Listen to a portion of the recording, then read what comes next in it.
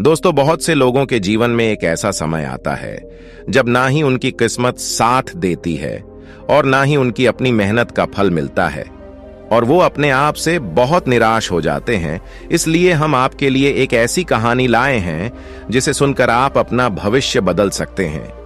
तो चलिए कहानी शुरू करते हैं। दोस्तों, एक बार की बात है, महात्मा बुद्ध के शिष्य आनंद कहीं जा रहे थे। रास्ते में उन्होंने देखा कि एक अधेड़ व्यक्ति एक चट्टान पर बैठा रो रहा है। वे उसके पास गए और बोले, क्या बात है वत्स, तुम कौन हो और क्यों रो रहे हो? आनंद की बात सुनकर उस व्यक्ति की सिसकियां थम गईं। वह अपने आंसुओं पोंछता हुआ बोला, मैं पास के गांव का रहने वाला एक बदनसीब व्यापारी हूं। मैं जो भी काम करता हूं वह बिगड़ जाता है। व्यापार के चक्कर में मैंने अपनी पत्नी के गहने गंवा दिए, मैंने अपने परिवार को भी खो दिया, यहां तक कि मेरा घर भी गिरवी पड़ा है। मुझे तो लगता है कि मैं किसी काम का नहीं हूं, मेरी किस्मत ही खराब है। उसकी बात सुनकर आनंद बोले, तुमसे किसने कहा वत्स कि तुम्हारी किस्मत खराब है?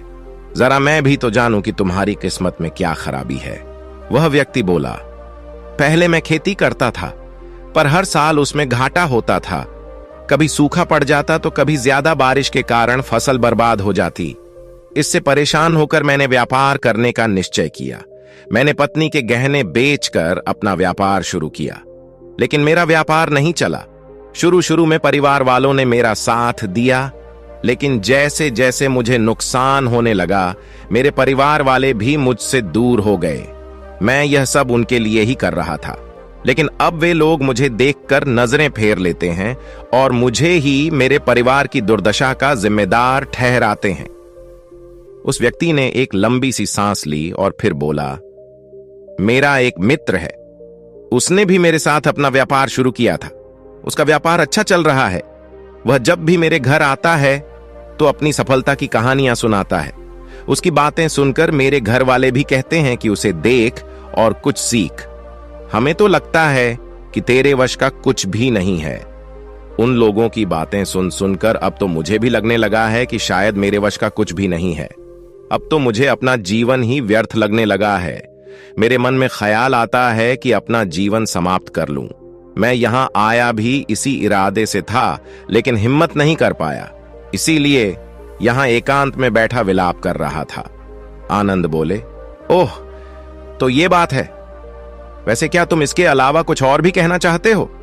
उनकी बात सुनकर वह व्यक्ति बोला, एक और मेरा हर काम खराब हो जाता है, दूसरी ओर मेरा मित्र है जो हर समय मुझे नीचा दिखाने का प्रयत्न करता रहता है। मुझे समझ में ही नहीं आता है कि मैं क्या करूं। आनंद बोले, क्या तुम अपने मित्र की बातें सुनकर दुखी हो जाते हो?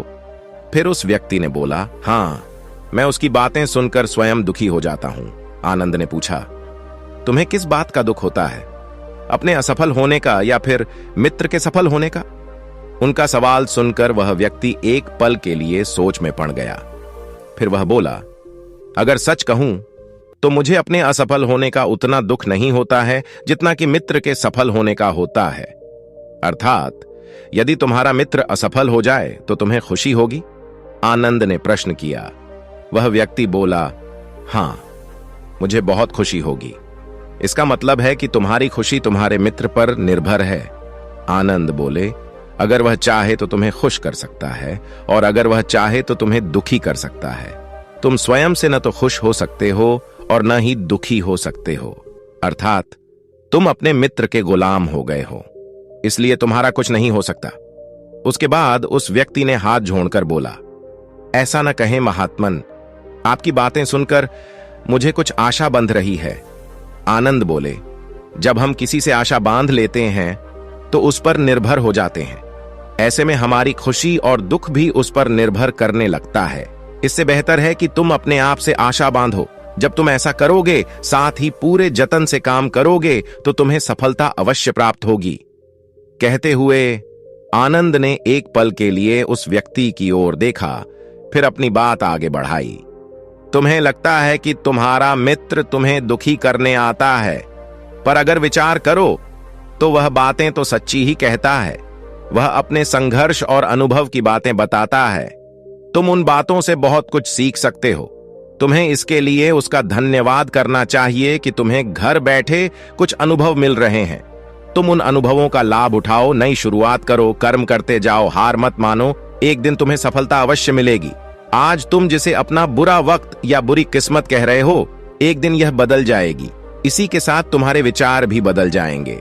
और देखना, जब तुम्हारा अच्छा वक्त शुरू होगा तब तुम्हारा मित्र भी तुम्हें अपनी सफलताओं की कहानियां नहीं सुनाएगा, तब वह अपनी असफलताओं की बातें बताएगा ताकि तुम उसकी बातें सुनकर भ्रमित हो जाओ, तुम्हारा आत्मविश्वास हिल जाए और तुम गलत निर्णय ले सको।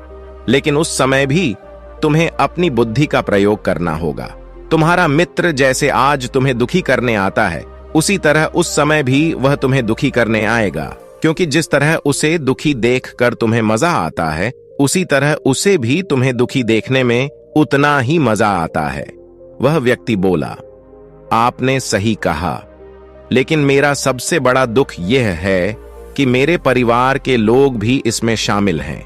वास्तव में मैं तो अपने परिवार के लिए अच्छा करना चाहता था, लेकिन वे लोग भी मेरी बात नहीं समझते हैं। वे भी मुझे गलत कहते हैं और अब तो वे मेरे साथ भी नहीं हैं। आनंद बोले, मैं सब समझ गया। तुम सांत्वना चाहते हो। वास्तव में इस दुनिया में सभी लोग सांत्वना ही चाहते हैं। हम चाहते हैं कि हम जब भी कुछ करें तो लोग हमारी प्रशंसा करें, लेकिन आम तौर से ऐसा नहीं होता है, इसलिए हम दुखी हो जाते हैं। हमें लगता है कि हमारे मित्र, परिवार वाले सब मतलबी हैं। लेकिन तुम अगर किसी को अपना परिवार मानते हो और उसके लिए कुछ करना भी चाहते हो, तो तुम्हें ऐसा क्यों लगता है कि तुम दूसरों के लिए कुछ कर रहे हो? वास्तव में तुम अपनी खुशी के लिए कर रहे हो। इसीलिए परिवार के लिए कुछ करना वास्तव में अपने लिए ही करना होता है। लेकिन अगर ऐसा करते समय तुम्हें लगता है कि तुम दूसरों के लिए कर रहे हो, तो तुम दुखी रहोगे।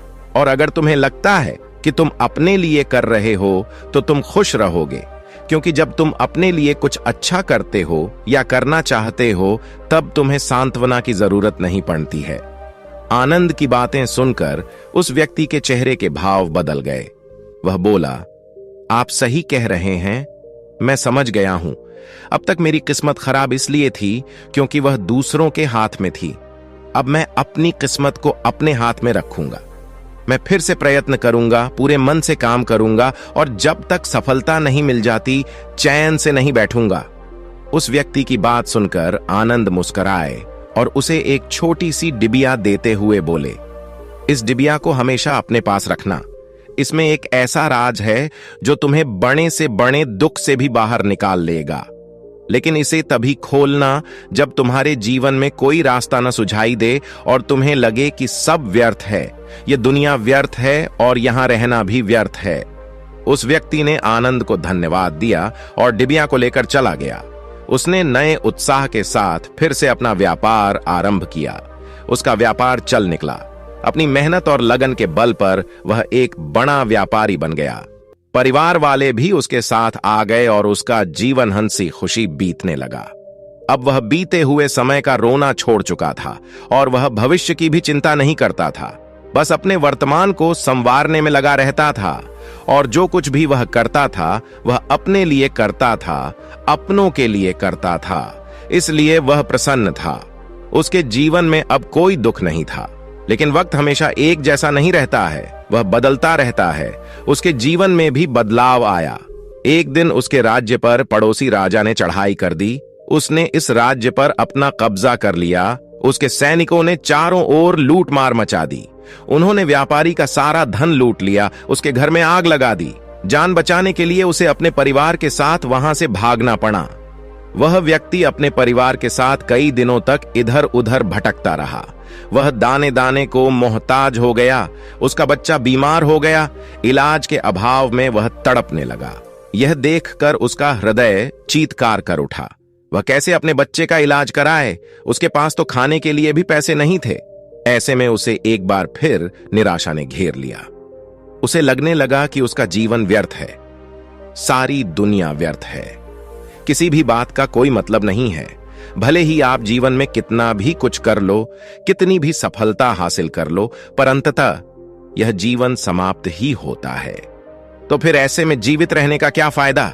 इससे तो अच्छा है कि वह अपना जीवन समाप्त कर ले। लेकिन तभी उसके दिमाग में आनंद की दी हुई डिबिया याद आई। उसने उत्सुकता के साथ उसे खोला। डिबिया के भीतर एक पर्ची रखी हुई थी। पर्ची पर कुछ लिखा हुआ था। उसे पढ़कर उसकी आंखों के आगे छाया निराशा का अंधेरा छा गया और वह मुस्कुरा पड़ा। पर्ची पर लिखा हुआ था, यह समय भी बीत जाएगा। उसने डिबिया को अपनी मुट्ठी में भींच लिया और एक नई शुरुआत के लिए उठ खड़ा हुआ। दोस्तों, अगर आप भी ऐसी ही परिस्थिति से गुजर रहे हैं तो निराश न हो।